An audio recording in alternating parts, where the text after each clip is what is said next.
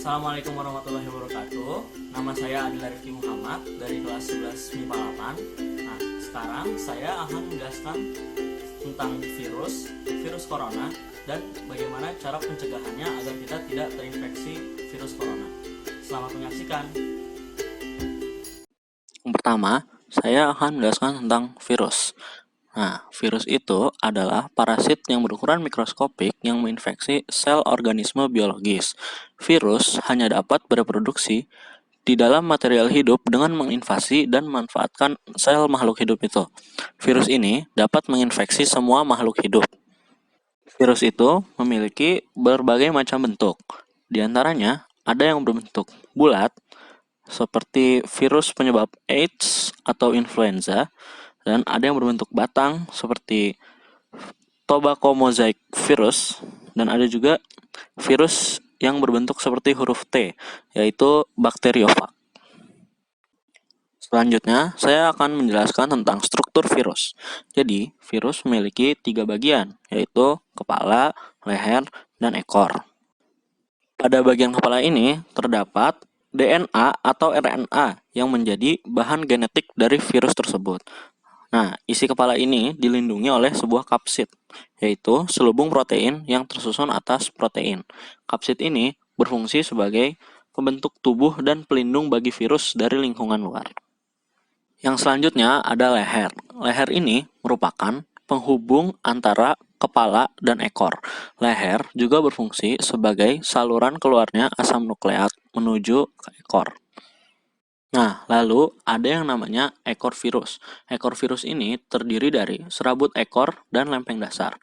Nah, ekor virus ini merupakan bagian dari struktur tubuh virus yang berfungsi sebagai alat untuk menempelkan dirinya pada sel inang. Yang selanjutnya ada cara hidup virus. Nah, virus ini tergolong dalam parasit intraseluler obligat karena hanya dapat hidup di dalam sel yang hidup. Artinya, jika sel tersebut mati, virus tidak akan mati, melainkan ia akan mengkristal. Sel hidup yang ditumpangi oleh virus ini disebut sebagai sel inang. Berdasarkan jenisnya, sel inang dapat dibagi menjadi dua, yaitu kisaran inang luas dan kisaran inang sempit. Nah, virus dengan kisaran inang luas ini bisa menginfeksi beberapa inang. Contohnya, virus flu burung bisa menginfeksi unggas, babi, dan manusia. Sedangkan virus dengan kisaran inang sempit hanya bisa menginfeksi inang tertentu saja. Contohnya seperti virus flu yang hanya bisa menginfeksi sel-sel di saluran pernafasan. Nah, sekarang saya akan membahas perkembangbiakan virus. Nah, perkembangbiakan virus ini terbagi menjadi dua cara, yaitu yang pertama ada daur litik dan yang kedua ada daur lisogenik. Nah, yang pertama ada daur litik. Daur litik ini terdiri dari 5 tahap, yaitu yang pertama tahap absorpsi. Bagian ujung ekor virus menempel pada dinding sel inangnya. Setelah itu, virus akan mengeluarkan enzim lisozim untuk melubangi dinding sel inang. Yang kedua, ada tahap penetrasi, yaitu DNA atau RNA virus masuk ke dalam sel inang. Bagian kapsid dari virus ini tetap berada di luar dan akan terlepas setelah tidak berguna lagi. Yang ketiga, ada tahap sintesis, yaitu DNA virus yang telah masuk ke dalam sel inang menghancurkan DNA sel inang dan mengambil alih peran dari DNA sel inang ini. Hal ini bertujuan untuk membuat salinan asam nukleat virus yang kemudian membentuk berbagai komponen tubuh virus seperti ekor dan kapsid. Yang keempat, ada tahap perakitan, yaitu bagian-bagian virus seperti kepala, ekor, dan serabut ekor yang awalnya terpisah dirakit menjadi virus yang utuh. Kapsid utuh yang terbentuk kemudian diisi oleh DNA atau RNA sehingga menciptakan virus yang baru. Yang kelima, ada tahap litik, yaitu pecahnya dinding sel, kemudian diikuti oleh pelepasan virus-virus baru yang akan melakukan replikasi ulang dengan menemukan sel inang baru. Yang selanjutnya yaitu daur lisogenik. Pada daur lisogenik ini terdiri dari 7 tahapan. Yang pertama, ada tahap absorpsi, yaitu virus menempel pada dinding sel inang dan mengeluarkan enzim lisozim untuk membuat lubang pada dinding sel inang. Yang kedua, ada tahap penetrasi, yaitu virus memasukkan DNA ke dalam sel inang.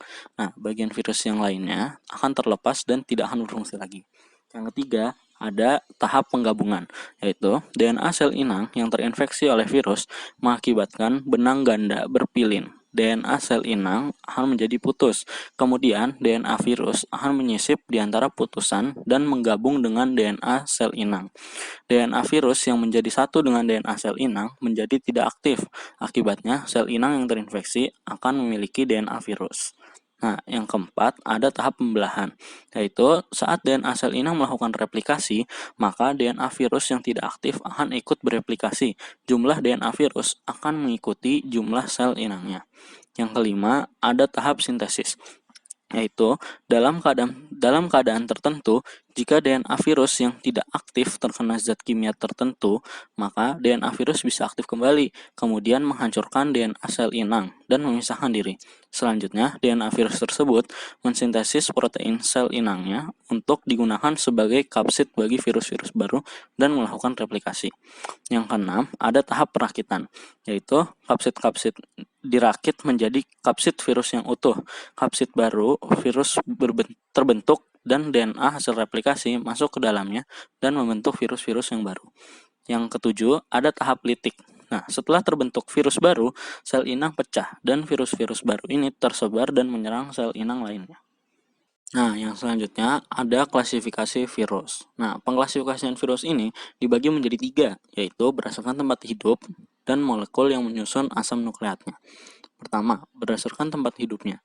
Berdasarkan tempat hidupnya, virus terbagi menjadi 3, yaitu virus bakteri, virus tumbuhan, dan virus hewan. Virus bakteri ini virus yang menggandakan dirinya dengan menyerang bakteri. Bentuk luar terdiri dari kepala yang berbentuk heksagonal, leher, serta ekor. Bagian dalam kepala ini mengandung 2 pilihan DNA atau RNA. Bagian leher ini berfungsi untuk memasukkan DNA virus ke dalam sel inangnya. Yang selanjutnya ada virus tumbuhan, yaitu virus yang berparasit di sel tumbuhan seperti tobacco mosaic virus dan beet yellow virus. Yang ketiga ada virus hewan, yaitu virus yang berparasit di sel hewan seperti poliomyelitis, virus influenza, dan virus vaccinia. Yang selanjutnya ada virus berdasarkan molekul penyusun asam nukleatnya. Nah, ini dapat dibedakan menjadi 4, yaitu DNA pita tunggal, DNA pita ganda, RNA pita tunggal, dan RNA pita ganda. Yang selanjutnya, virus berdasarkan punya tidaknya selubung virus. Nah, ini dapat dibedakan menjadi 2 tipe, yaitu virus yang berselubung dan virus yang tidak berselubung. Virus yang berselubung ini yaitu virus yang selubungnya terdiri dari lipoprotein dan glikoprotein. Contohnya seperti poxvirus dan herpes virus. Nah, yang selanjutnya, virus yang tidak berselubung yaitu virus yang hanya memiliki kapsid dan asam nukleat. Contohnya seperti papovirus dan adenovirus. Nah, apa aja sih penyakit-penyakit yang disebabkan oleh virus? Nah, penyakit-penyakit yang disebabkan oleh virus ada seperti gondong, herpes, influenza, AIDS, Ebola, dan polio. Nah, sekarang saya akan menjelaskan tentang virus corona. Apa sih itu virus corona? Pada bulan Desember 2019, terjadi sekelompok kasus radang paru-paru yang tidak diketahui penyebabnya, yang kemudian dihubungkan dengan pasar grosir makanan laut Huanan. Pasar ini memiliki ribuan kios yang menjual berbagai binatang liar. Setelah virus corona diketahui sebagai penyebab dari penyakit ini, kecurigaan pun muncul bahwa virus corona baru ini bersumber dari hewan. Saya akan menjelaskan gejala dari virus corona. Nah, infeksi virus corona ini bisa menyebabkan penderitanya mengalami gejala flu seperti demam, pilek, batuk, sakit tenggorokan, dan sakit kepala, atau gejala penyakit infeksi pernafasan berat seperti demam tinggi, batuk berdahak, bahkan berdarah, sesak nafas, dan nyeri dada. Namun, secara umum, ada 3 gejala umum yang bisa menandakan seseorang terinfeksi oleh virus corona, yaitu demam tinggi, batuk, dan sesak nafas. Nah, apa sih penyebab dari virus corona ini? Virus corona ini disebabkan oleh coronavirus, yaitu kelompok virus yang menginfeksi saluran pernafasan. Seseorang bisa tertular virus corona ini melalui tidak sengaja menghirup percikan ludah dan bersin atau batuk penderita corona, Memegang mulut atau hidung tanpa mencuci tangan setelah menyentuh benda yang terkena cipratan air liur penderita, dan kontak jarak dekat seperti berjabat tangan dengan sang penderita. Lalu, ada cara penyebaran virus corona. Nah, seringkali virus ini menyebar antara manusia ke manusia melalui tetesan cairan dari mulut atau hidung saat orang yang terinfeksi sedang batuk atau bersin. Mirip dengan cara penularan penyakit flu. Tetes cairan dari mulut dan hidung pasien tersebut bisa jatuh dan tertinggal pada mulut dan hidung orang lain yang berada di dekatnya. Bahkan dihisap ke dalam paru-paru orang tersebut melalui hidungnya. Nah, bagaimana sih cara mencegah agar kita tidak terkena virus corona? Nah, sampai saat ini belum ada vaksin yang dapat mencegah virus corona. Oleh sebab itu, ada beberapa cara untuk mencegah agar kita tidak terinfeksi oleh virus corona. Yang pertama, perbanyak cuci tangan menggunakan air dan sabun, paling tidak 20 detik. Yang kedua, jika air dan sabun tidak tersedia, maka gunakanlah pembersih tangan alkohol yang memiliki kandungan alkohol sebanyak 60%. Yang ketiga, hindari menyentuh wajah sebelum mencuci tangan. Yang keempat, hindari kontak dengan orang-orang sakit. Yang kelima, tinggal di rumah jika Anda sakit. Yang keenam, tutupi mulut Anda saat batuk dan bersin menggunakan tisu.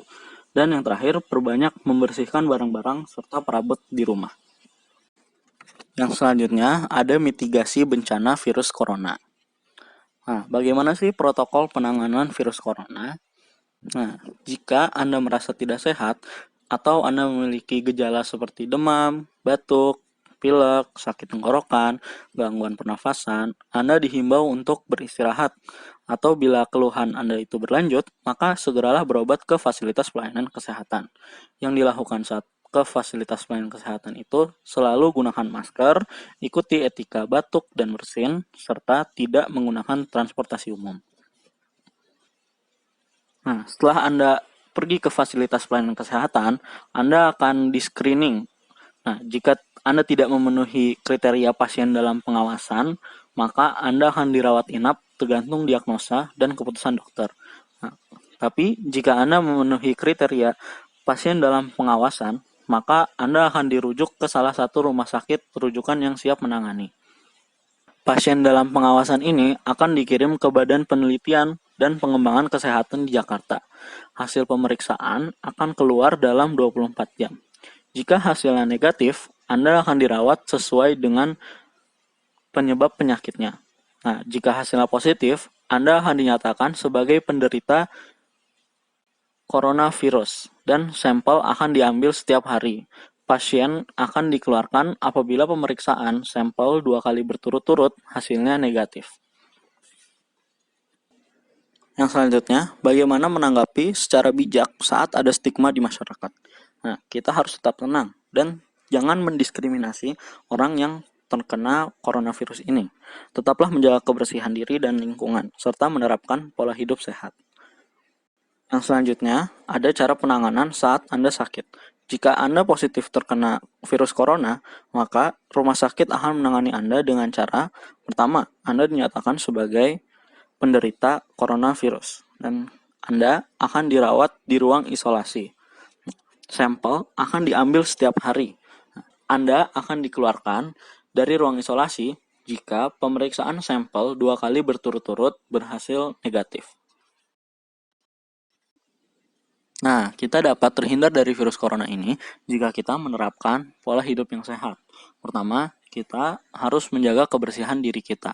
Nah, kita dapat menjaga kebersihan diri kita dengan sikat gigi sesudah makan dan sebelum tidur, menjaga kebersihan rambut, mandi 2 kali sehari, cuci tangan dengan sabun, membersihkan kuku, mencuci kaki, dan menggunakan pakaian yang bersih. Yang selanjutnya, kita juga harus menjaga kebersihan lingkungan di sekitar kita. Kita dapat melakukannya dengan membersihkan rumah, mendaur ulang sampah, membuat pupuk kompos, tidak membuang sampah sembarangan, memisahkan jenis sampah, dan melakukan kegiatan gotong royong. Nah, kita juga harus menjaga kesehatan kita. Kita dapat selalu menjaga kesehatan kita dengan cara memperbanyak konsumsi air putih, tidur dan istirahat yang cukup, olahraga yang teratur, makan makanan yang bersih dan sehat, kurangi makanan olahan dan dalam kaleng, kendalikan asupan gula dan garam, dan menghindari rokok, juga memilih cemilan yang sehat. Yang selanjutnya, kita harus berolahraga. Berolahraga setiap hari dapat menurunkan resiko penyakit. Jika tidak punya waktu berolahraga, berjalan kaki atau naik turun tangga dapat menjadi sebagai pengganti olahraga. Jangan melakukan olahraga yang terpaksa, karena itu akan menimbulkan penderitaan. Jadi, pilihlah olahraga yang disenangi, seperti olahraga berkelompok, basket, tenis, dan badminton. Nah, yang selanjutnya, bagaimana sih cara kita bersosialisasi di masyarakat agar kita tetap terhindar dari virus corona ini? Yang pertama, ada cara lain untuk memberi salam saat kita tatap muka, selain melakukan jabat tangan, yaitu bisa dengan melambaikan tangan kepada lawan bicara kita.